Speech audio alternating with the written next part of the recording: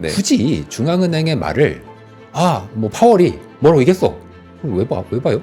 저는 사실 잘 모르겠어. 왜 사람들이 파월의 한마디 한마디에 그렇게 신경을 쓰는지. 네. 파월 말 한마디 한마디 신경 쓸 시간에 미국의 물가지표와 고용지표를 이제 세부적으로 네.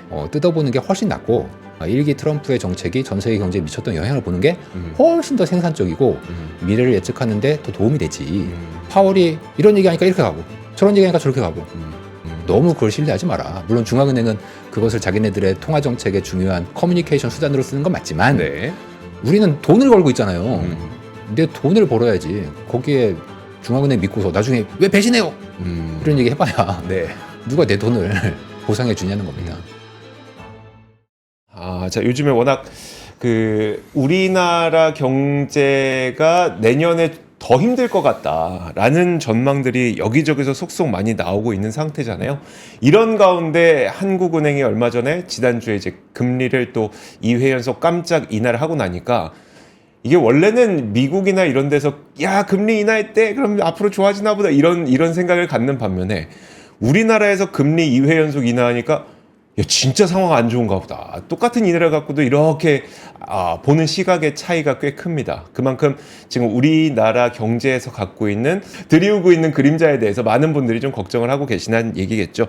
자, 그러다 보니까 이제 내년 경제가 과연 어떻게 될 것인지, 우리나라 경제, 그 다음에 미국 경제, 이걸 금리의 시각으로 한번 바라보는 시간을 가져보도록 하겠습니다. 자, DB금융투자 문홍철 팀장 나오셨습니다. 어서 오세요. 예, 안녕하세요. 문홍철입니다. 네, 제가 시작부터 말을 네. 더듬었는데. 괜찮습니다. 저도 더듬을 거니까 미리 더듬어 주셔서 미리 다행이네요. 제가 선수 쳤습니다. 선수 쳤고. 예. 자, 우리 문홍철 팀장님과는 예, 일단 저는 금리 얘기를 먼저 해보고 싶은데, 네. 다른 데서는 그 말씀들 좀 해주신 것 같더라고요. 네. 한은의 금리 인하, 예. 2번 연속의 금리 인하가 과연 무슨 네. 의미냐. 예. 여기서 다시 한 번만 좀 정리해 주시죠. 지난주에 얘기를 어떻게 했는지는 제가 모르겠지만, 네. 저만의 시각을 말씀을 드리면, 네. 2번 연속, 2008년 금융위기 때, 이후 처음이죠. 네. 근데 당시에는 매월 금통위가 있었고, 지금은 1년에 8번 있기 때문에, 네. 완전히 1대1로 대응되는 건 아니지만, 네. 그렇다고 하더라도, 워낙에 급작스러운 안 좋은 게 있지 않냐. 이러한 생각들을 시청자분들도 당연히 하실 거고, 사실 저는 옛날부터 이번에 틀렸어요? 네, 동결한다고 얘기했다가 틀렸습니다. 네. 틀렸어요. 그건 밝혀드리고, 다만 저는 이제 전부터 또 틀렸던 게 한은이 금리를 연준보다 더 빨리 내릴 거다. 그렇게 얘기했다가 네. 또 틀렸습니다. 그때는 근데 빨리 내릴 거다의 전망이었어요? 아니면 전망.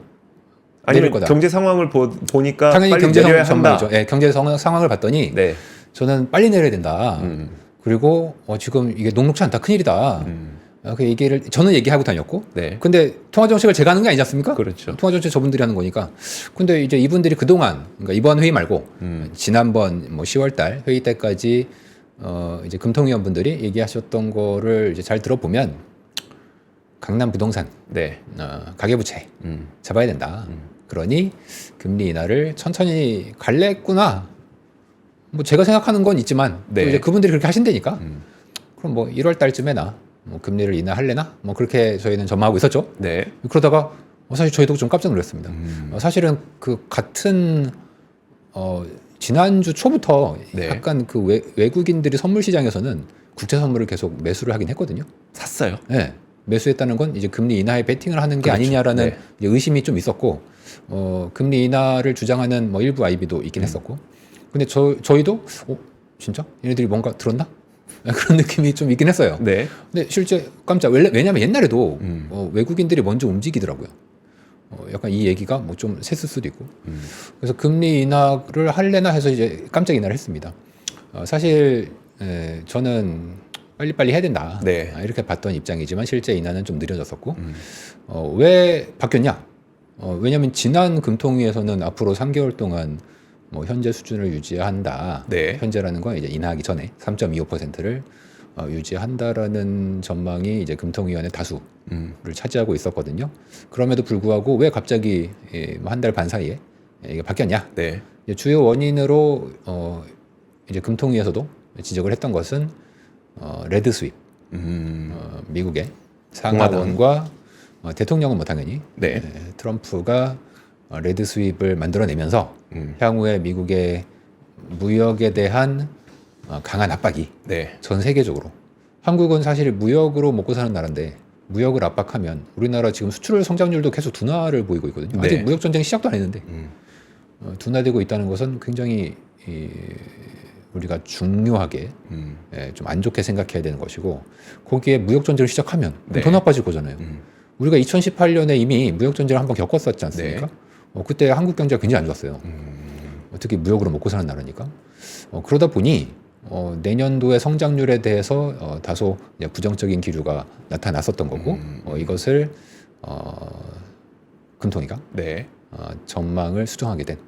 우리나라 금통위는 선제적 대응을 할 수 있어요? 지금 왜 위험한 쪽으로 저를 유도하시죠? 아니 그런 건 아니고 제가 왜 이 질문을 드렸냐면 네.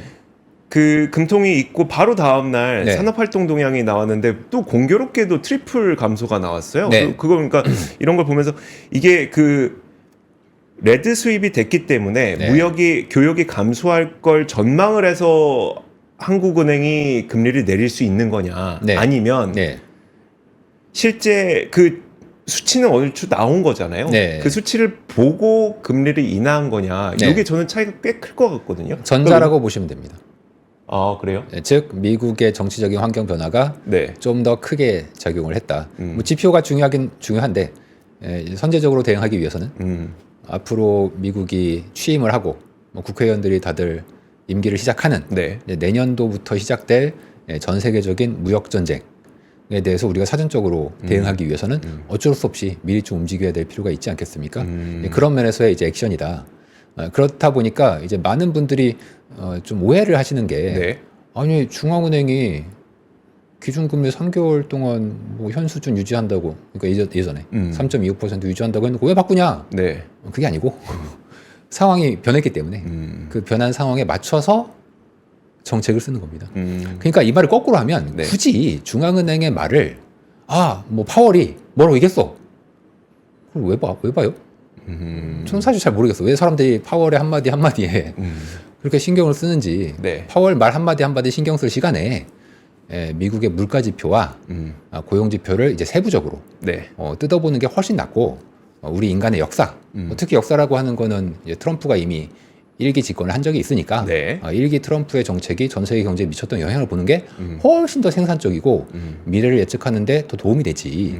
파월이 이런 얘기하니까 이렇게 가고 저런 얘기하니까 저렇게 가고. 제가 지금까지 21년 동안 파월 의장이나 중앙은행에 얘기하는 걸 맨날 봤지만 네. 자기 말 지키는 게 3개월을 가지 않습니다. 근데 그걸 가지고 무슨 뭐 나는 한 달만 투자할 거야. 뭐 그럼 해도 돼요. 네. 한 달 투자자들은 그거 해도 되는데, 뭐 3개월 이상을 투자하시는 분들이라면 굳이 중앙은행의 포워드 가이던스 저는 굳이 볼 이유가 없다.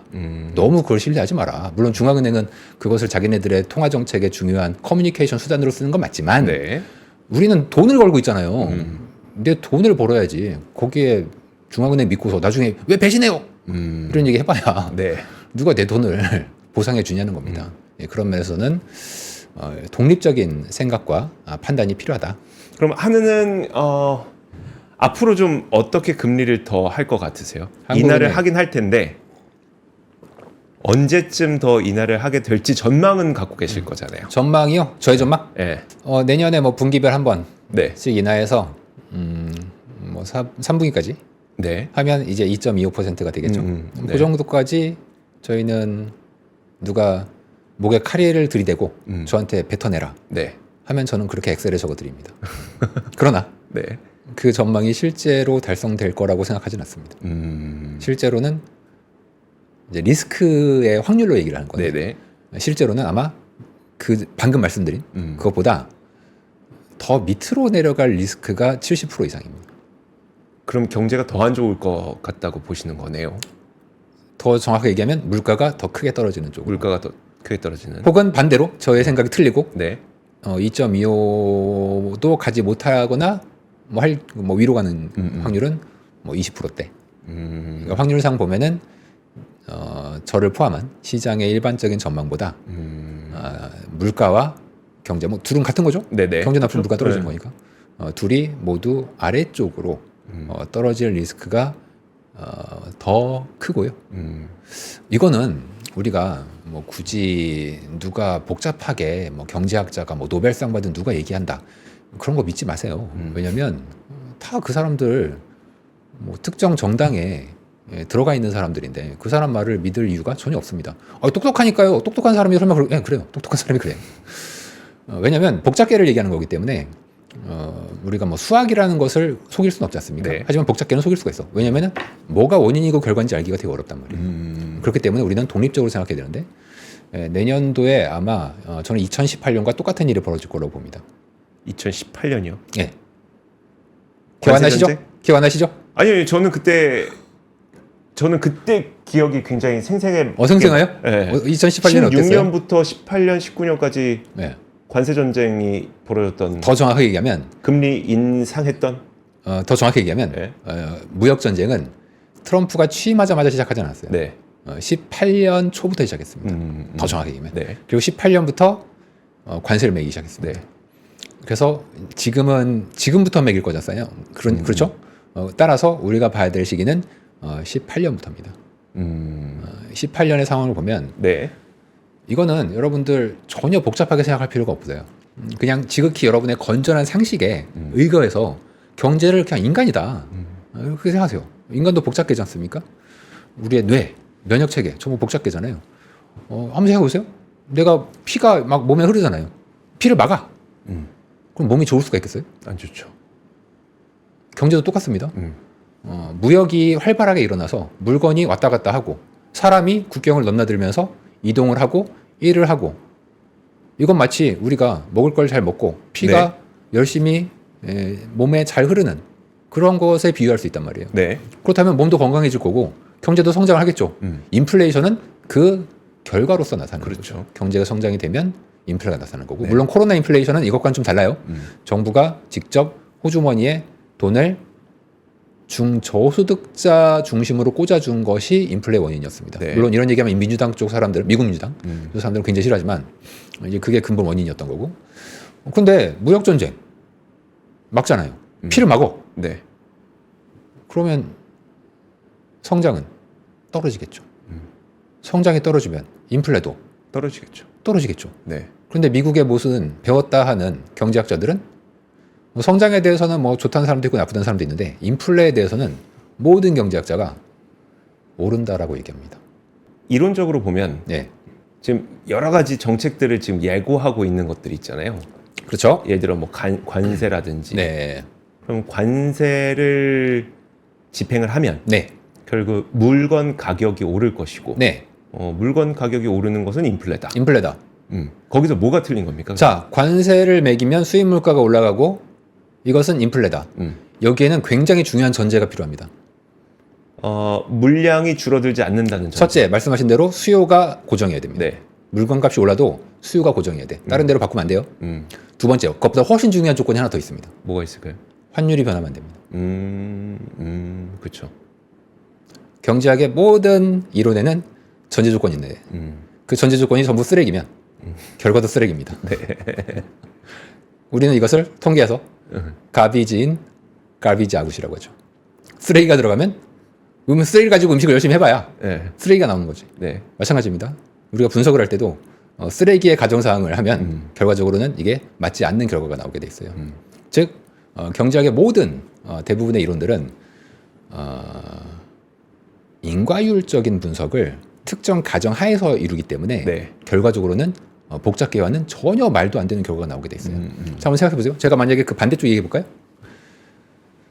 방금 말씀하신 건 소비자 입장입니다. 네. 근데 제가 미국에서 사장이에요. 중국에서 물건을 싸게 가져와 가지고 조립을 해서 미국에 팔아. 그런데 중국에서 수입하는 물건 가격이 올랐어. 저는 겨우 마진이 요만큼 먹었는데 네. 물건 가격이 오르면 저는 마진이 안 남잖아요. 네. 그럼 사업을 접어야겠죠. 공장 폐쇄하고 종업원들 자르겠죠.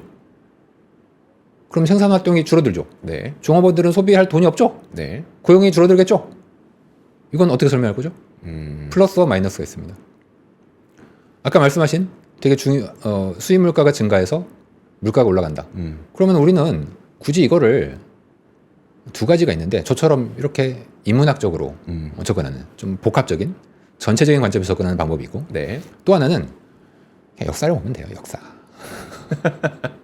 우리가 뭐 시험 보려고 역사를 배워? 한번 보시죠 그러면. 네? 역사를 보면은 2018년에 물가가 어떻게 됐어요? 그때는 완전 저물가였었어요. 관세를 지금이야 있던 관세를 높이는 건데 네. 그때는 없던 관세가 새로 생겼잖아요. 네. 근데 왜 물가 떨어지죠? 2018년에? 아니 뭐 그거는 뭐 다른 원인이 있었어요. 뭐 이러면 뭐 또 할 말 없어. 네. 근데 이상하게 2018년에는요 수입 물가도 떨어졌습니다. 그때 유가가 어땠죠? 유가는 그냥 고만고만했습니다. 유가는 2015년에 많이 떨어졌어요. 그때 많이 떨어졌다 다시 이제 올라왔고. 네네. 근데 보호무역이요. 음. 인류 역사상 500년 동안 무역을 했지 않습니까? 네. 그 500년 동안 보호무역이 몇 번이나 있었을 것 같아요? 계속 보호무역 아니었었어요? 수십 번도 넘게 있었습니다. 네. 그렇게 데이터가 많이 있는데 왜 굳이 이거를 머릿속으로 어렵게 생각하냐고. 그냥 과거의 데이터를 보면 돼요. 과거에 보호무역을 많이 했었을 때. 자, 그 대공황에 대한 공부를 이제 사람들이 많이 하지 않습니까? 네. 1930년대 대공황. 그 대공황을 악화시킨 가장 큰 원흉으로 일본을 꼽는 게 거의 이건 이견이 없어요. 네. 스무트-홀리 관세법입니다. 제가 뭐라 그랬죠? 관세법. 수입 물건에 대한 관세를 왕창 매긴다고요. 네. 이 스무트-홀리 관세법이 유럽에서의 보복 관세를 불러와가지고 전 세계적으로 이미 이 무역 전쟁이 원래는 없었다가 대공황 때문에 다 힘들었는데 네. 관세법 왜냐면 왜 관세법을 하냐면 자기도 힘들어 죽겠거든. 그러니까 관세를 매겨버리는 거예요. 네. 그러다 보니까 이게 대공황을 훨씬 심화시켰습니다. 이게 이거에 대해서는 경제학자들이 아무런 이견이 없어요.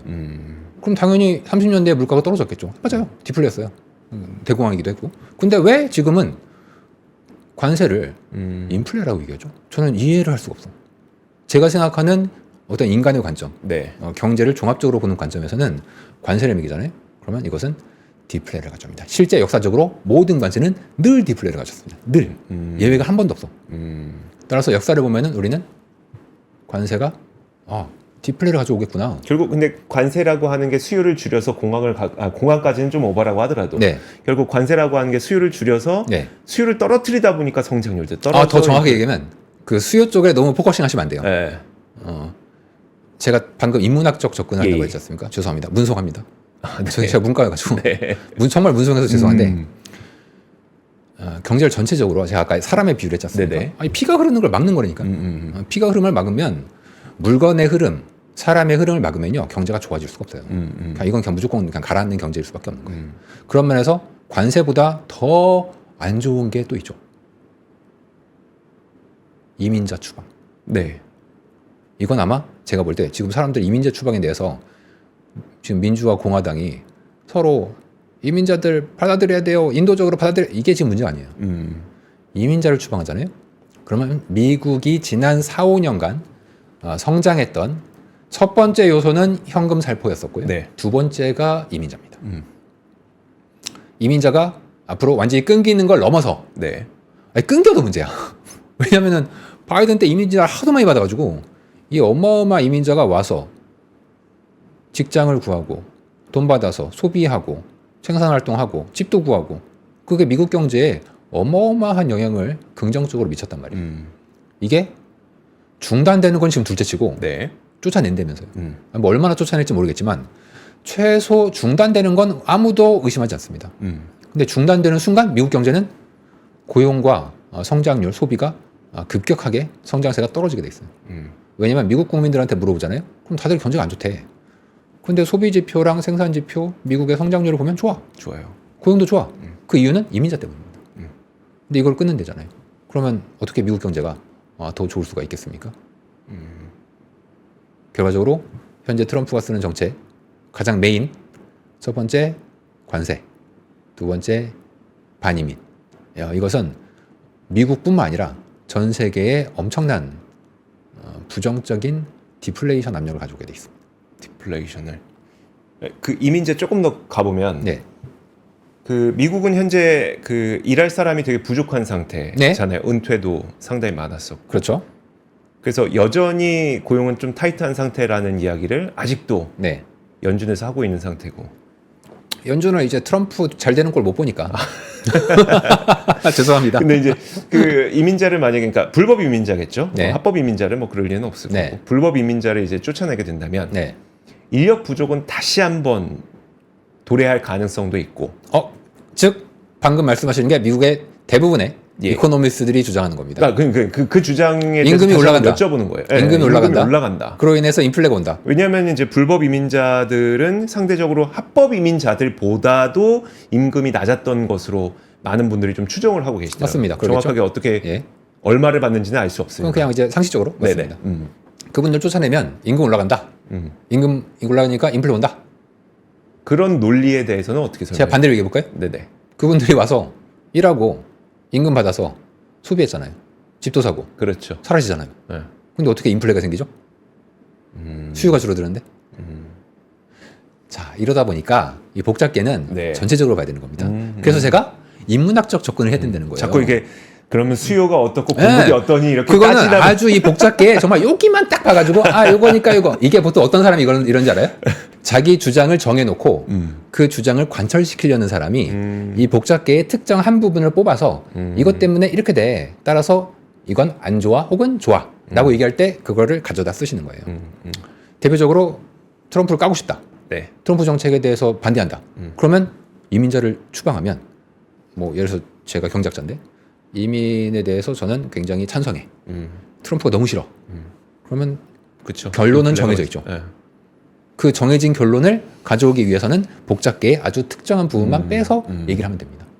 그렇기 때문에 우리가 이미 지난 대선 때 주류 언론만 믿다가 무슨 꼴을 당했어요. 완전 틀렸죠. 아니 물론 언론이 특정 편향성을 가지는 거에 대해서는 나쁘다고 생각하잖아요. 그건 당연한 거예요. 중요한 건 받아들이는 사람이 네. 그거를 너무 무비판적으로 받아들이면 안 돼요. 균형 잡힌 시각을 우리가 가져야 되고 너무 언론에서 한쪽의 시각만 뜨게 된다면 네. 우리는 반드시 저같이 반대쪽 얘기를 하는 사람들의 얘기를 반드시 들어보고 내가 건전한 상식에 의해서 이 밸런스된 의견 하에서 투자 의사결정을 이제 해야 된다고 저는 말씀을 이제 드리는 거고 방금 말씀하신 미국의 구인을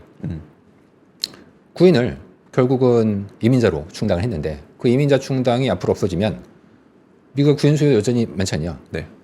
아니요. 아니라고요? 아닙니다. 이 그림의 녹색 선들이 월간 남부 지역만 네. 불법 이민자 숫자입니다.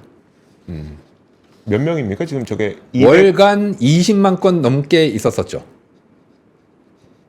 적발된 게 20만 건 넘게요. 네, 20만 건 넘게. 지금은 한 6만 건 정도 줄었습니다. 지금 트럼프 아니에요? 지금 바이든 정부예요? 네. 바이든인데도 6만 건으로 줄었어요? 자, 이 그림을 잘 보시면 잘 보셔야 돼요. 이게 되게 다양한 요소를 얘기해 주는데 네. 자, 20만 건으로 들어왔어요. 자, 이분들이 다 취직하거든요. 다 어른이야. 그럼 비농업에 잡혀요. 네. 불법인데 왜 잡혀? 뭐 그건 물어보지 마시고 잡혀요. 자, 중요한 건 이 왼쪽의 작은 안쪽의 그림을 잘 보시면 노란색과 하늘색 있죠. 네. 하늘색 선이 방금 보신 요 녹색 막대기를 선으로 나타내는 겁니다. 네. 아시겠죠? 예. 똑같죠? 자, 근데 노란색이 하늘색이랑 똑같이 가죠. 네. 노란색이 뭐냐? 미국의 구인 수요입니다. 그럼 2023년에 좀 일시적으로 격차가 있었던 거지 실제로는 같이 간다는 겁니까? 자, 둘이 왜 같이 갈까요? 자, 미국의 구인 수요와 남부의 불법 이민이 왜 같이 가죠? 미국은 네. 그냥 저의 뇌피셜입니다. 네네. 네, 뇌피셜. 미국은 자국 내 노동력 부족을 불법 이민으로 충당합니다. 구인이 많이 필요하면 이민자를 받았다가 바로 그거죠. 그렇게 추정하신다는 거죠? 저만의 추정입니다. 네네. 네. 자, 근데 아까 그림을 다시 보시면 또 재밌는 일이 있어요.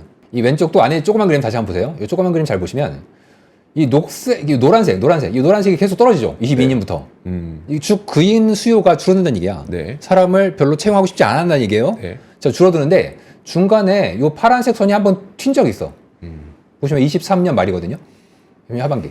자, 잘 보세요. 네. 즉 이 튠, 요 갭 부분은 미국의 노동 수요가 흡수할 수 없는 불법 이민입니다. 그렇죠. 네. 자, 저 인력이 미국의 노동 수요가 흡수하지 못한다면 어떤 일이 벌어지냐면 실업률이 올라갑니다. 네. 실업률이 올라가. 얘 둘이 같이 움직이잖아요. 그럼 실업률이 변화가 없어. 네. 그러나 갑자기 이민을 많이 받아들였는데 불법으로 구인 수요 자체가 계속 감소하잖아요. 그럼 잉여 노동력이 생기잖아요. 네. 그럼 실업률이 올라간다고. 근데 네. 실제 그 실업률이 올라갔어요. 미국 실업률이 4.3%까지 올라갔습니다. 네. 그러다 보니까 자 이건 저희 추정이에요. 또 대비설. 네. 자 바이든이 어라 노란색 이거 지금 구인이 별로 없네. 구인이 없는데 우리 이렇게 계속 받으면 안 되겠다. 이거 실업률 올라가면 나 큰일 나. 나 재선 못해. 큰일 나. 그래서 막아. 그래서 지금 6만 건까지 떨어진 거예요. 6만 건까지. 즉 지금 갑자기 바이든 정부가 이민을 안 받고 있는 것은 대선에 대응하기 위해서 대선의 메인 이슈가 이민이기도 하지만 뭐 그것도 있겠죠. 그러나 근본적으로는 미국의 구인 수요가 연준이 얘기한 것과는 정반대로 감소하게 되는 겁니다. 여러분들이 비농업 고용 매달 초에 나오는 숫자 있잖아요. 네. 저는 그걸 안 봐요. 안 봐도 돼요? 안 봐도 돼요. 그 숫자는요, 그냥 가라예요. 죄송합니다. 비농업을 가라라고 하는 사람은 지금 저밖에 없어. 조절할 거란 말씀이십니까? 조절? 네, 남부에서 그러니까 네. 얼만큼을 쫓아낼지 몰라. 트럼프가 딱 당선이 되고 나서 얼만큼을 쫓아낼지 몰라요. 네. 물론 지금 보도상으로 나온 거는 첫날에 난 100만 명을 쫓아낼 거야. 네. 라고 하고 있지만 네. 얼만큼을 쫓아낼지 모르는 거고 네. 미국에서 저는 추정할 수 있습니다. 미국의 구인 수요가 계속 감소할 거잖아요. 그럼 쫓아내도 되지. 그만큼 쫓아낼 거다. 딱 그만큼만 쫓아냅니다. 근데 만약에 미국에 뭐 그럴 리는 없겠지만 갑자기 구인 수요가 뭐 올라갔다 쳐요. 아까 그 노란색 선이 구인 수요가 갑자기 기업들이 막 난리가 나가지고 네. 사람이 부족해졌어. 뭐 어떤 일이 생겨서 그럼 트럼프도 말로만 이민자 뭐라고 하지 실제로 쫓아낼 수 없어요. 못해요. 아까 그 표 다시 한 번만 볼 수 있어요? 그 시기를 좀 보고 싶어서 혹시 이게 몇 년짜리를 보여주신 건지 보고 싶어서 지금 뭐 최근 한 10년 정도죠. 10년 정도. 제가 이거 왜 다시 한번 보고 싶다고 했냐면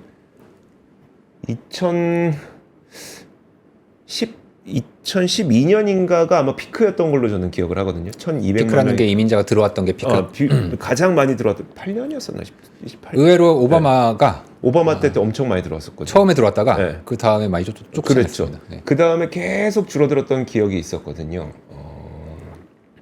즉 이거는 미국에서는 절대 얘기할 수 없는 얘기지만 네. 미국은 노동 수요를 이민으로 불법 이민, 특히 불법 이민으로 충당합니다. 그렇기 때문에 시청자 여러분들도 꼭 아셔야 될 게 미국의 이민 문제는요. 미국의 노동력 수요와 따로 떼서 생각을 할 수가 없습니다. 자, 그러면 저희가 지금까지 본 게 전반적으로 수요는 줄어들 수 있다. 관세 때문에. 수요라고 말 안 할게요. 전반적으로 교역이 감소할 수 있다. 경기의 흐름은 네. 그리고 인플레이션 압력은 무역량의 감소와 보호무역 그리고 이민 정책의 반이민 정책에 의해서 그렇죠. 둘 다 따블이죠. 네. 둘 다 같이 감소하는 거죠.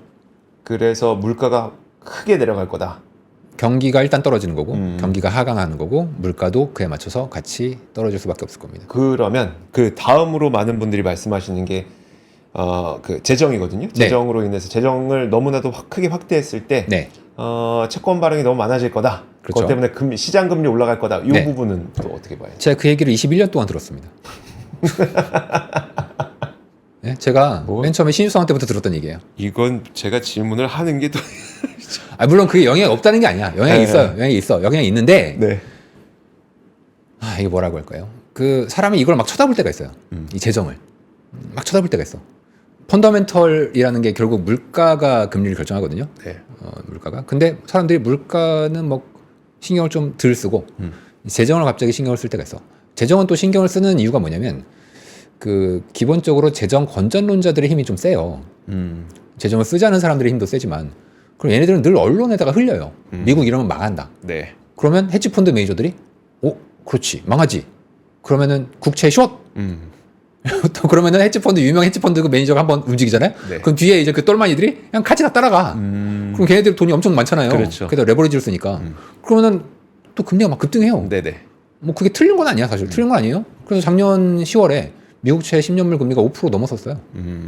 그 이슈 때문에 지금 다시 떨어졌지만 그러다가 뭐 3.7%까지 갔다가 뭐 다시 또 올랐다가 지금 최근에도 4.5까지 갔잖아. 그렇죠. 그게 또 이제 주요 재정 이슈였었지 않습니까? 아니, 재정에 제가 뭐 보지 말라 뭐 이거 아니에요. 아닌데 재정에 너무 신경을 쓰다 보면은 펀더멘털을 놓쳐요. 물가. 지난 수십 년 동안 미국의 재정이 좋아졌던 적은 없죠. 있을 것 같아요? 잠깐 있어요. 네. 90년대 잠깐 좋았어요. 90년대. 90년대는 미국이 민간 경제가 잘 돌아갔을 네. 때였었고 뭐 그런 이유가 따로 있겠지만 그때를 제외하면 뭐 우리나라도 그렇고 뭐 세계 도대체 어느 나라가 재정이 좋아져요? 재정 좋아진 나라 본 적 있어요? 뭐 그리스처럼 한번 망해가지고 그냥 어쩔 수 없이 뭐 그럴 때는 뭐 좋아지죠. 재정은 늘 나쁘고. 근데 뭐 코로나 때 인플레 때문에 금리가 오르긴 했지만 그렇게 재정이 수십 년 동안 나빠졌는데도 금리는 계속 떨어졌거든요. 이제 우리가 왜 그러냐? 이거를 생각해 봐야 돼요. 네. 그래서 재정이 메인이냐? 예를 들어서 재정에 대해서 얘기를 또 하시려면 반드시 특히 여기서 말하는 재정이 이제 미국의 재정. 네.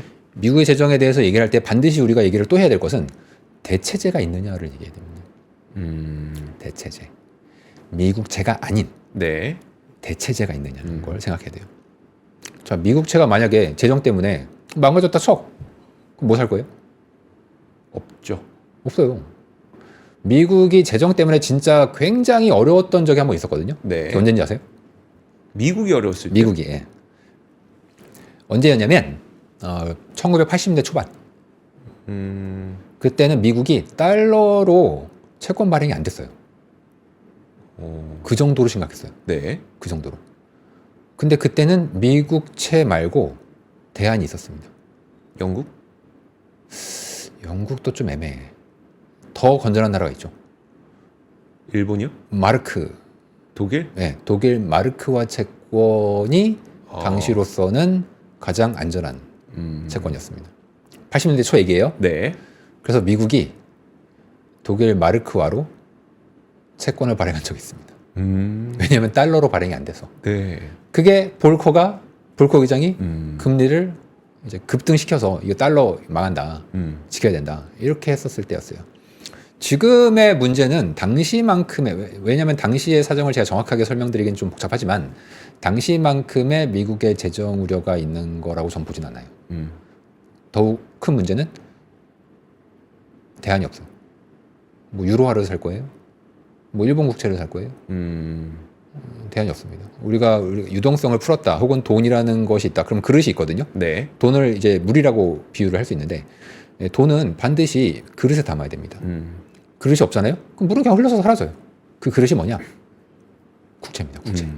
즉 우리가 유동성을 풀었다, 혹은 달러의 돈을 뭐 우리가 쓰고 있다. 그거는 반드시 국채라는 매개체를 통해서 이루어질 수밖에 없기 때문에 저는 이제 그런 면에서는 미국채를 대체할 재정이 좀 안 좋더라도 대체할 수는 없을 것으로 보고 있고, 게다가 지금 새로운 재무부 장관이 재정 건전론자잖아요. 네. 재무부 장관이 333. 베센트요? 네, 베센트가 333 전략을 말했지 않습니까? 333 전략이 뭐죠? 3%의 네. 성장률, 네. 3%의 GDP 대비 재정 적자. 지금 뭐 7, 8%이래요. 7%, 네. 8%이래. 이걸 줄이겠다는 얘기. 재정 건전하게 해야겠다는 얘기네. 네네. 그 시장이 환호했어요. 와, 베센트 짱. 역시 재정 건전론자. 트럼프가 왜 재정 건전론자를 채용했겠어요? 네. 그 나머지 3은 이제 3 밀리언, 그러니까 300만 배럴의 석유 생산. 네. 요 세 개, 전 아무리 봐도 요 세 개는 금리를 떨어뜨리는 요소 같은데? 물론 물론 성장을 3% 하면 네네. 금리가 이제 물가가 또 오를 거니까 이제 금리는 상승 요인이 되겠지만 뭐 그건 가봐야 되는 거고, 나머지 재정 성장을 3% 떠올리는 거는 재무부 장관이 할 수 있는 건 아니죠. 그렇죠. 하지만 재정을 3%로 하고 300만 배럴의 석유를 생산하는 건 가능하죠. 정책적으로. 따라서 저는 확실한 걸로 본다면은 요 두 가지, 333 중에 뒤에 두 가지는 금리를, 미국채 금리를 떨어뜨릴 수 있는 요소다. 그렇게 보고 있습니다. 오히려 그래서 트럼프 행정부에서는 오히려 금리 인플레보다는 디플레가 나타날 확률이 더 높다. 저 혼자 그렇게 보고 있죠. 굉장한 디플레, 그것도 단순한 디플레가 아니라 굉장한 디플레요? 굉장한 디플레. 그러니까 왜냐면 굉장한이라고 하면 어느 정도? 뭐 1%대 소비자 당장 물가 기준. 내년부터 그렇죠. 아니 지금 2% 초반인데 뭐 못 가겠어요? 지금 우리나라 1.3%잖아요. 네. 지금 남의 얘기할 때가 아니에요. 그리고 우리나라가 코스피도 그렇고 경제도 그렇고 전 세계를 좀 앞서가요. 어떤 측면에서요? 주가도 오르거나 떨어질 때 먼저 오르고 떨어져요. 어, 성장도 좋아지거나 나빠질 때 물가도 그렇고요. 네. 미국이나 다른 나라보다 먼저 좋아지거나 나빠져요. 우리가 중간재를 먼저 납품해서 그런가? 대외 개방도가 굉장히 커요. 물건의 들 출입, 이 출입이 네네. 굉장히 적극적이에요. 글로벌리 우리나라의 1일 날 발표되는 수출입 통계를 심지어 더 빠르게 20일 날 발표되는 관세청 수출입 통계를 통관 통계를 그렇게 열심히 보는 이유가 있어요. 한국이 카나리아. 그러니까 제일 먼저 죽어요. 근데 죽어가고 있잖아 지금.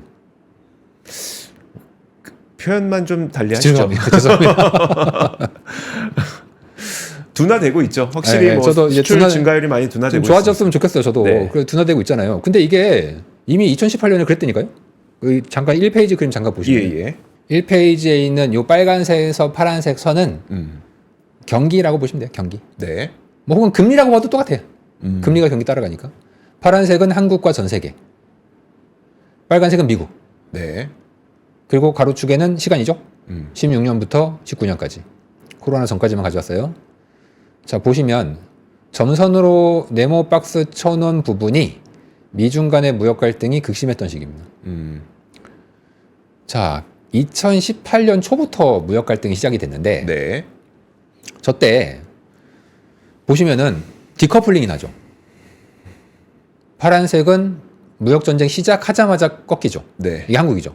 그때 한국뿐만 아니라 중국, 뭐 독일, 뭐 유럽 다 꺾였어요. 그냥 다 꺾였어. 그런데 빨간색 보면 2018년 3분기까지 올라갑니다.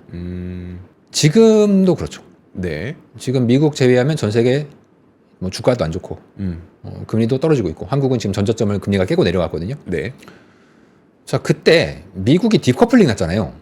지금처럼. 네. 자, 제가 그 2018년 상반기에 미국이 왜 디커플링인지를 설명하는 논리들이 있거든요. 네? 그 논리를 좀 얘기할 거예요. 네. 잘 들어보세요. 네. 당시 2018년 상반기예요. 네. 자, 미국은 다른 나라와 달리 경제가 좋을 거다. 좋을 거다. 네. 그러니까 지금은 2018년 초예요. 예. 좋을 거다. 무역 전쟁을 해도 왜? 왜 좋아? 미국은 소비를 하는 나라지 수출이나 무역으로 먹고 사는 나라가 아니다. 따라서 무역 전쟁으로부터 악영향이 작아요. 네. 또 미국은 빅테크 중심의 기술주 중심으로 돌아가는 경제라서 이러한 무역이나 교역 때문에 어려운 것들은 미국의 경제에 영향을 덜 줍니다. 좀 덜 줘요. 세 번째, 당시에 트럼프가 기업들에 대한 감세, 감세. 예. 그러니까 일종의 확장적 재정이죠. 재정을 풀어서 경제를 살리고 있어요. 네. 이것이 우리 미국 경제에 좋게 작용해요. 따라서 미국 경제는 좋을 거예요. 근데 최근에도 똑같은 얘기하고 있잖아. 그렇죠. 예. 똑같아. 논리가 너무 똑같아. 제가 그래서 역사 공부를 하려는 겁니다. 2018년이 그러면 미국이 어떻게 흘러갔냐면 3분기까지는 미국 경제가 좋았어요. 주가도 오르고. 물론 다른 나라는 이미 망하고 있었죠. 그러다가 4분기에 10월 3일 4분기의 시작이죠. 네. 4분기 2018년 10월 3일에 파월 의장이 당시에 금리를 올리고 있었거든요. 지금이랑 사이클 반대예요. 네. 당시에는 파월 의장이 금리를 막 올리고 있었는데 2018년 10월 3일에 중립금리까지 금리를 인상하려면 아직도 한참 남았다. 이 얘기를 합니다. 네. 그런 주식이 폭락하기 시작합니다. 주가가 언제까지 떨어지냐면 3개월 후인 12월 24일까지 22%가 떨어집니다. 미국 S&P가. 경제 좋다며. 주가가 떨어졌어요. 미국 주식이. 뭐 다른 나라 이미 다 망했으니까 뭐 볼 것도 없는데 미국 좋다며. 좋은데도 2018년 4분기에 주식이 완전히 박살이 났습니다. 그 부분에 대해서 설명하실 때 네. 많은 분들이 결국은 경제나 뭐 주식이나 금리다. 그러면 2018년에 그때 말씀하신 것처럼 파월 의장이 중립금리까지라 그랬어요? 아니면 그 이상이라 그랬어요? 어쨌든 올린다는 얘기였었죠. 중립금리가 있는데 네. 뭐 어디 있겠죠? 뭐 파월의 타겟이 있겠죠? 어딘가 있겠죠. 막 금리를 올리고 있었어요. 네. 근데 여기까지 가려면 아직도 한참 남았다. 한참 남았다. 그러니까 금리를 올린다는 시그널. 그것 때문에 단순히 올리는 게 아니라 많이 더 올릴 거다. 그렇죠. 그러니까 많이 올릴 거라는 시그널 때문에 시장이 그렇게 좀 충격을 받았을 수 있다면 네. 지금은 사실 금리를 올리는 시기보다는 내리는 시기라면 네. 그런 충격과는 좀 다른 거 아닙니까? 오호. 아 왜요? 날카로운 지적. 날카로운 지적을 하셨습니다. 네. 뭐 그럼 이렇게 한번 제가 얘기해 보죠. 예를 들어서 지금 자식 있으신가요? 2명 있습니다. 2명 있으신가요? 네. 자, 자식이 공부를 잘했으면 좋겠죠. 그럼요. 잘했으면 좋겠죠. 네. 자식이 만약에 100점 맞다가 맨날 100점 맞았어. 네. 근데 80점 맞았어. 그러면 화가 많이 나겠죠? 화가 많이 나겠죠. 네, 네. 자, 근데 둘째는 맨날 60점 맞다가 갑자기 80점 맞았어. 많이 기쁘겠죠? 뭐야? 똑같이 80점인데 왜 차별해요? 왜 차별해? 똑같이. 예? 얘는 잠깐만. 예. 그거 이제 금리로 한번 연결시켜 주세요. 조금만 더. 기준금리를 네. 대충 한 요 정도면 멈추겠지라고 생각하고 있었는데 네. 이만큼까지 더 올린대. 네. 라고 할 때 사람들이 충격하고 기준금리를 지금은 이만큼 내리겠지라고 생각했는데 덜 내려. 네. 똑같이 내리는 거잖아. 네. 그런데 덜 내려. 자, 둘 중에 둘 다 똑같은 거예요. 기준금리를 요만큼만 올리겠지에다가 여기까지 올리는 거나 기준금리를 요만큼 내리겠지 하다가 요만큼 조금밖에 안 내리는 거나 네네. 시장의 충격은 똑같아요. 아시겠어요? 자식이 네. 원래 공부를 잘하는 애가 네. 80점 맞으면 그래도 잘하는 거잖아. 80점이 나쁜 덜 거예요? 내리면 네. 금리를 덜 내리면 네, 상대적으로 긴축 효과가 있다는 말씀이신 거죠? 그렇죠. 인상하는 거랑 똑같습니다. 인상하는 것랑 비슷하게. 근데 앞서 계속 말씀해 주셨던 게 트럼프가 되면은 생각보다 훨씬 더 많은 인플레이션 인하가 있을 거라고 말씀하시잖아요. 그게 문제죠. 뭐 둔화가 올 텐데 그럼 금리 내려야 되잖아요. 네. 근데 파월은 아마 이미 선언도 했고 이게 뭐냐면 미국은 주요 공직자들은 자신이 기부금을 내면 그 기부금에 대한 신고를 하게 돼 있습니다. 네. 그것을 추적해서 보여주는 건데 페더럴 리저브 시스템은 연준의 이사회죠. 7명. 이 각 연도별로 어느 당의 기부금을 얼마를 총 냈는지를 산출한 겁니다. 파란색은 민주당, 네. 빨간색은 공화당. 뒤로 씌우려고. 아니, 물론 이런 얘기하면 이제 다들 싫어하시죠. 아니 어떻게 정치적인 네네. 판단을 중앙은행이 할 수 있냐. 독립적이잖아요. 그렇죠. 근데 기부금을 봐. 아니, 나도 이제 뭐 판사님들도 그렇고 저도 네. 그렇고 사람이잖아. 네. 마음이 가잖아. 그리고 앞으로 이번에 베센트 재무장관 있잖아요. 네. 그분은 파월 뭐 이제 베센트 장관을 포함해서 트럼프 포함해서 네. 이 공화당을 지지하고 트럼프를 지지하는 아주 핵심적인 어떤 세력 중에 어떤 세력이 있냐면 미국의 딥스테이트를 파괴시켜야 된다. 딥스테이트라는 게 뭐냐면 우리나라로 치면 네. 비선실세 그림자 정부. 실제로는 실세야 얘네가. 네. 근데 겉으로는 마치 실세가 아닌 것처럼 잘 숨어 있어. 숨어 있는데 얘네들이 뭐 국가 경제를 다 좌지우지하고 네. 다 돌려. 그것을 미국에선 딥스테이트라고 합니다. 딥스테이트. 네. 이 딥스테이트가 일종의 뭐 기득권층 같은 건데 이 딥스테이트가 경제를 좌우지하는데 주로 이제 유대인이 중심이 돼서 네. 이 일론 머스크도 유대인 좀 싫어하잖아요. 유대인 중심으로 돌아가요. 이 딥스테이트가. 근데 이 딥스테이트에서 경제 정책을 하는 가장 핵심에는 바로 연준이 있죠. 자, 이러한 근데 연준이 어마어마한 파워를 가지고 있잖아요. 네. 근데 이것이 대통령을 넘어서 경제를 좌지우지한다는 것을 이 딥스테이트를 비판하시는 트럼프 지지자들은 용납할 수가 없습니다. 즉 연준의 힘을 최대한 빼고 정부의 뭐 나쁘게 말하면 정부 입맛대로 좋게 얘기하면은 이 딥스테이트의 기득권층의 힘을 빼놓는 뭐 일종의 어떤 민주화라고 할까요? 네. 이러한 이러한 쪽으로 미국을 끌고 가야 된다. 이러한 사람들이 트럼프의 주요 지지자층들이에요. 베센트도 그런 생각 갖고 있어요. 그래서 아마 앞으로 이 얘기는 뭐냐면 앞으로 연준과 트럼프와 베센트 이쪽 파벌 행정부, 즉 행정부와 연준 간에 앞으로 피비린내 나는 전쟁이 벌어질 겁니다. 이미 우리는 비슷한 양상, 약간 뭐랄까요, 전초전? 네. 전초전을 2018년에 봤죠. 파월 쫓아낸다 뭐 fire. 생각나시죠? 네. 생각나시죠? 네. 그거는 그냥 전초전. 전초전. 진짜 게임은 이제 시작합니다. 곧. 뭐 1월 달부터 시작될지 2월 달부터 시작될지. 그리고 제가 예언하겠습니다. 트럼프 혹은 베센트는 기준금리 수백 bp 인하를 당연히 주장할 거고. 네. 이건 당연한 거예요. 이건 제가 그렇게 생각한다는 게 아니라 그들이 주장한다는 거예요. 네. 오해하지 마세요. 그리고 더 나가서 현재 양적 긴축을 하고 있지 않습니까? 네. 양적 완화를 해야 된다. 양적 긴축을 중단하는 게 아니고 이건 당연한 거고 양적 완화를 해야 된다고 얘기할 겁니다. 내년 1분기에. 제가 예언했어요. 네. 그들이 네, 그들이, 그쵸. 그들이 그렇게 얘기할 겁니다. 트럼프 행정부 쪽에서 행정부 쪽에서. 네, 네. 네. 연준의 힘을 빼놓는데 사활을 걸 것이다. 그래서 그들이 얻을 거는 결국 기준금리를 대폭 인하해서 달러를 약세로 만드는 거죠. 그리고 미국의 이익을 챙기는 거죠. 왜? 관세 매기면 달러가 강해질 거 아니에요. 지금도 그런 게 좀 있잖아요. 그거를 미국의 재무부와 트럼프가 용납할까요? 트럼프는 이미 경험이 있죠. 7월에 총 맞았죠? 네? 7월에 그렇죠. 총 네네. 맞았잖아요. 네. 7월 23일인가?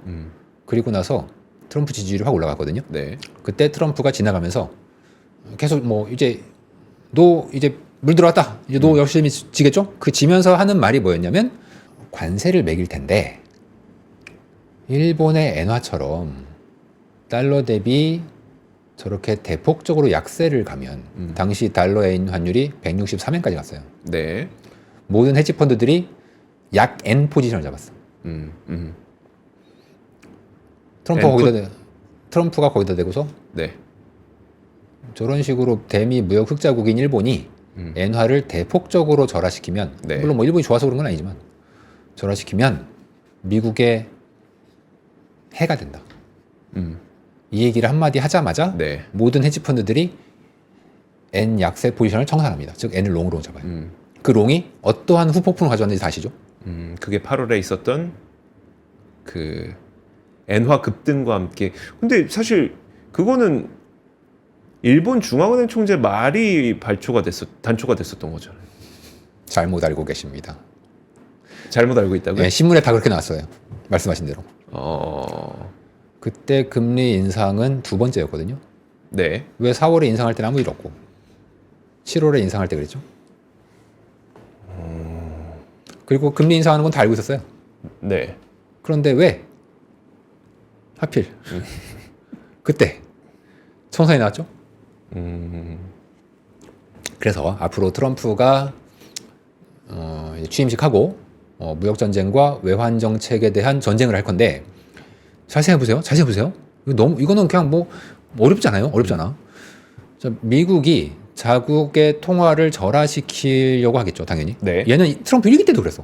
1기 때도 약달러 정책을 선호했단 그렇죠. 말이에요. 네. 정책을 선호했지만 실제 달러는 약세가 되진 않았어요. 근데 뭐 당시엔 금리도 인상했고, 근데 지금은 인하 중이잖아.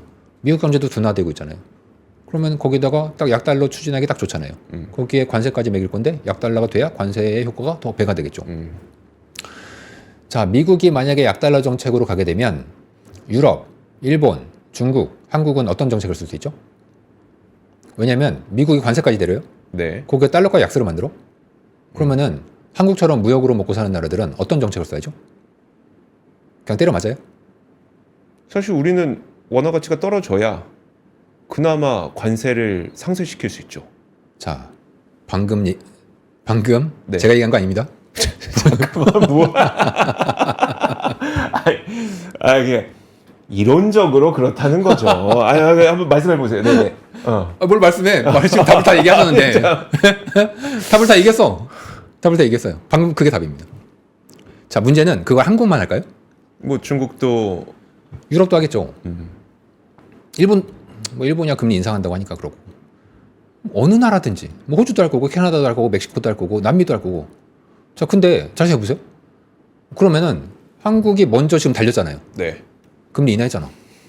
그러면은 이제 앞으로 유럽도 달릴 거고, 22도 그러니까 22 네. 달릴 거고, 뭐 중국도 달릴 거고, 남미도 달릴 거고, 뭐 다 달릴 거잖아요. 음. 그런데 이게 자 여러분 군대에서 자 이렇게 앞에 사열하고 있어요. 그럼 야 이거 지금 이 잘못한 놈 나와. 난 가만히 있었는데 옆에 있는 애들 뒤로 갔어. 그럼 제가 앞으로 나온 거죠. 네. 환율이 똑같아요. 내가 아무리 뒤로 물러서고 싶어도 제가 더 뒤로 물러서면 난 앞으로 나오는 게 돼. 그래서 이것을 이제 경제학에서는 좀 어려운 말로 나의 이웃을 가난하게 만드는 정책이라고 합니다. 즉 군대에서 줄 서 있는데 내 이웃을 가난하게 만드는 방법은 저 혼자 뒤로 나가면 되죠. 네. 마찬가지예요. 환율이라는 건 상대적인 거기 때문에 나 혼자 뭘 한다고 해서 되는 게 아니에요. 네. 내가 늘 다른 경쟁자보다 더 해야 돼. 그 얘기는 앞으로 각국이 경쟁적인 통화 완화 정책으로 나갈 가능성이 매우 크다. 우리나라도 금리를 굉장히 빠르게 떨어뜨려야 될 것 같다는 그게 바로 갑자기 두 번 연속 기존의 포워드 가이던스를 그냥 무시하고 갑작스럽게 움직인 지난주 한국은행의 액션이라는 겁니다. 한국은행이 늘 빨라요. 전 세계에서 가장 빨라. 왜냐하면 우리 카나리아니까. 그래서 지금 우리나라 관점에서만 뭐 한국은행이 깜짝 인하했어요. 왜 그럴까요? 이렇게 생각하지 마시고 네. 전 세계적으로 앞으로 이제 어떠한 세계가 앞으로 다가올지 그런 상황에서 투자 전략, 뭐 내가 금리, 채권 전략 어떻게 해야 될지 외환 을 이제 복합적으로 고민을 해야 될 때가 이제 왔다는 겁니다. 그 이제 거의 마무리 지을 시간이 다 됐으니까 그러면 문홍철 팀장님의 전망대로라면 네. 사실 인플레이션이 굉장히 빠르게 떨어질 수 있고 네. 그다음에 금리도 서로 관세의 영향력을 줄이기 위해서라도 각국이 금리를 좀 빠르게 떨어뜨릴 가능성이 있고 더 근본적으로는 이제 통화를 약세로 만들기 위해서 그렇죠. 그러면은 그 내년에 우리나라의 모습은 어떨 걸로 이런 전제 조건으로 이제 내년에 우리나라 모습은 어떨 걸로 전망하고 계신 거예요? 오늘도 뭐 대통령이 한 말씀 하셨지 않습니까? 내수와 수출을 살리기 위한 정책 공조를 잘해서 이 험난한 위기를 슬기롭게 헤쳐나갈 수 있지 않을까? 너무 좋은 말만 해서 죄송한데 그럴 것이다. 뭐 내년 하반기쯤에는 뭐 상반기는 뭐 힘들다 쳐도 하반기쯤 상반기까지 좀 조심하시고 네. 뭐 하반기도 안 좋을 것 같으면 제가 또 와서 말씀드릴게요. 일단 하반기는 우리가 좀 희망 섞인 내년 하반기 희망 섞인 생각으로 좀 가야 되지 않겠나. 그렇게 마지막으로 별로 위로가 안 되시겠지만 좋은 얘기하면서 끝내고 싶습니다. 그러니까요. 사실 이게 지금 그 문홍철 팀장님은 어떻게 보면 이제 매크로라든지 지표라든지 역사라든지 이런 걸 토대로 말씀을 하시는데 네. 사실 저처럼 이제 산업을 보는 기자 입장에서는 네. 마찬가지로 좀 보이긴 합니다. 그러면 내년 상반기를 우리 기업들이 무엇을 먹고 살 수 있지? 그러면 우리 기업이 모인 이 산업은 무엇으로 내년 상반기를 버텨야 되지? 네. 라고 하는 것들을 똑같이 볼 수 있는데 그 이야기와 네. 우리가 보는 그러니까 산업 쪽에서 보는 그 내년 상반기의 어려움이 네. 좀 잘 맞아떨어져요. 그러니까 사실 금리라고 하는 거나 예. 환율이라고 하는 거나 네. 기업들의 생산의 결과물이에요. 그렇습니다. 그럼 이 기업들이 생산을 많이 하고 네. 그 생산한 그 물자가 수출이 되고 네. 그렇게 되면은 원화 가치가 올라갈 수 있는 피가 거고 잘 흐르면 좋은 거지. 금리가 네. 또 뭐 덜 떨어질 수 있는 거고. 혹은 뭐 오를 수도 있고요. 네, 인플레가 왜냐면 그런- 혈압이 올라가고 체온이 그쵸. 올라가니까. 네. 근데 지금 우리도 좀 산업적으로 약간 힘든 상황이다 상황이죠. 보니까 말씀하셨던 게 그냥 농담만으로만 들리지 않는 그런 좀 오늘 아쉬움이. 너무 나쁜 얘기를 제 입을 비르지 않고 앵커님의 입을 비리게 해서 좀 죄송하긴 합니다만 네. 내년 하반기를 좀 우리가 기대해 보자. 그래서 저희도 기준금리 인하가 한국이든 미국이든 네. 마무리가 되면 네. 그때는 뭐 괜찮은 또 시장이 세상에 올 수 있다. 순환적으로 네네. 구조적인 거 아니고요. 순환적으로 괜찮은 시기가 또 올 수 있으니까 빨리 오히려 금리가 빨리 떨어지면 네. 좋은 겁니다. 오히려 그 시기를 앞당길 수 있는 거. 앞당겨서 좀 기다려 보자. 뭐 그게 내년 상반기 오면 다행이고 네. 혹시 안 오면 그때 제가 다시 말씀을 드리겠습니다. 알겠습니다. 자. 이렇게 그 마음이 툭 내려가는 이런 방송을 하게 될 줄은 상상도 못했는데. 아유 죄송합니다. 자, 우리 문홍철 팀장인데 사실 말씀하셨던 것처럼 그 요즘에 특히 미국 시장은 거의 모든 IB들이 사상 최고가 수준으로 목표가를 다 높이고 있는 상태이긴 해요. 네. 그래서 더 불안해.